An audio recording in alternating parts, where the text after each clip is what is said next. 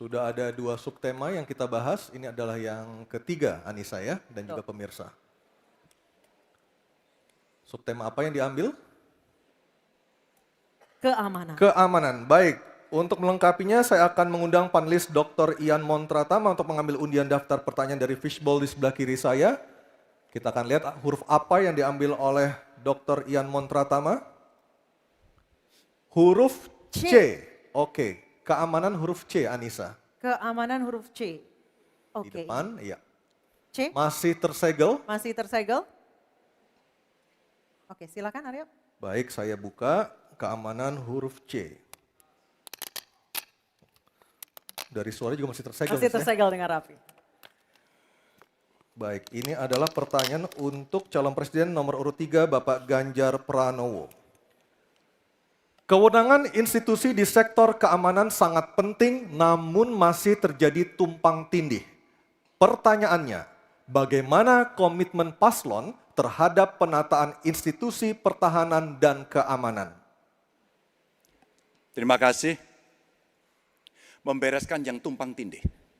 Dan itu harus dimulai dari pemimpin yang punya komitmen untuk membereskan. Siapa dia? Pemimpin tertinggi, Presiden. Maka kalaulah kemudian kita bicara pertahanan yang ada di laut, maka sekian lembaga yang ngurus laut mesti disatukan dalam sebuah wadah Coast Guard. Ketika kita bicara keamanan dan tumpang tindih, maka keamanan wilayahnya ada di kepolisian. Saya mengapresiasi umpama dalam konteks terorisme, 2023 relatif tidak ada. Kita berikan apresiasi itu kepada kepolisian. Ketika kemudian terjadi pada situasi belahan Indonesia yang lain yang membutuhkan, katakan bantuan dari TNI, maka disitulah kemudian on call mereka. Kami butuh bantuan, maka dibantu. Tapi pada sisi yang lain, pembenahan yang tumpang tindih ini, di daerah sebenarnya juga bisa disupport agar keamanan bisa berjalan dengan baik. Siapa mereka pelaksana di daerah? Forkompimda. Kita tidak pernah membiarkan situasi negara diurus oleh pusat saja. Kita mesti mengambil inisiatif karena peran-peran sampai tingkat lokal itu ada. Bahkan tokoh masyarakat, tokoh agama mesti kita lakukan. Maka seluruh yang tumpang tindih dari sisi regulasi, 1 perlu harmonisasi, 2 perlu sinkronisasi. Dan pada tingkat tidak ada keputusan, maka pemimpin tertinggi harus berani mengambil keputusan itu.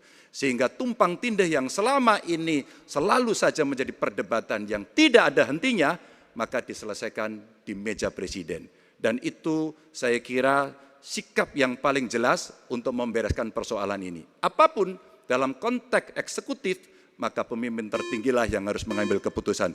Kecuali kita mesti berbicara dengan DPR, maka kita akan duduk bersama untuk membicarakan secara regulatif. Waktunya habis. Baik, terima kasih Pak Ganjar.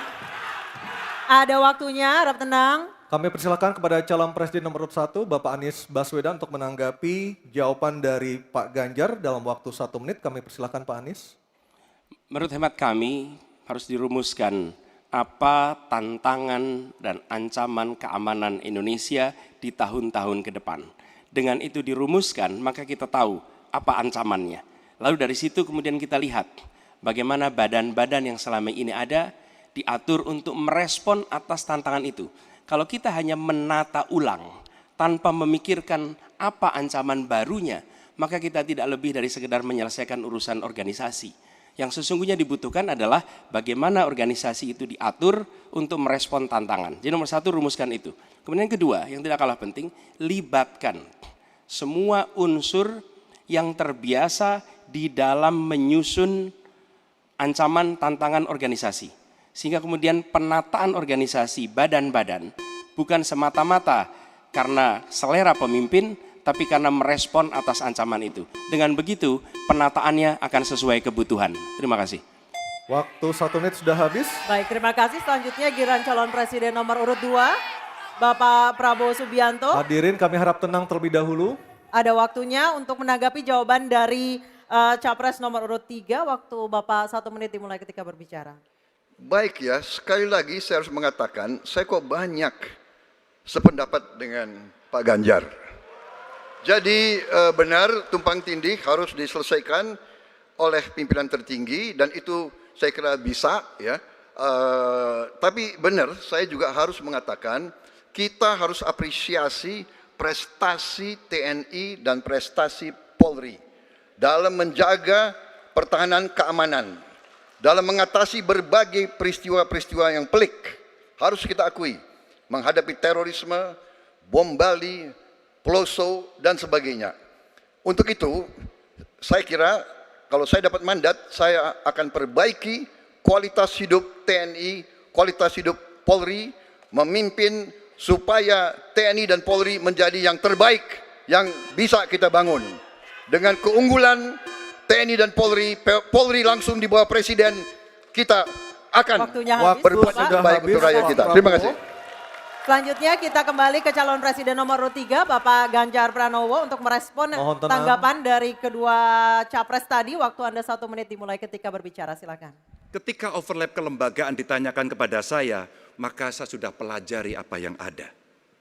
Data, kondisi sosiologis, konflik antar kelembagaan, itu bukan tiba-tiba turun dari langit.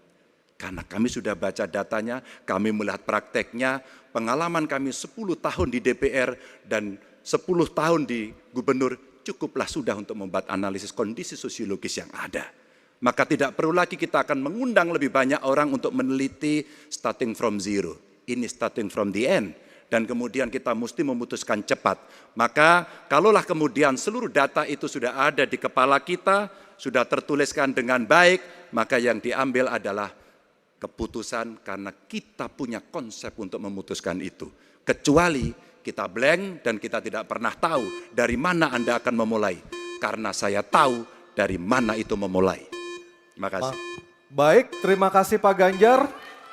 3 capres sudah memberikan jawabannya di segmen ini. Kita akan jeda terlebih dahulu dan kita masih akan terus kembali, Anissa ya. Betul. Sejumlah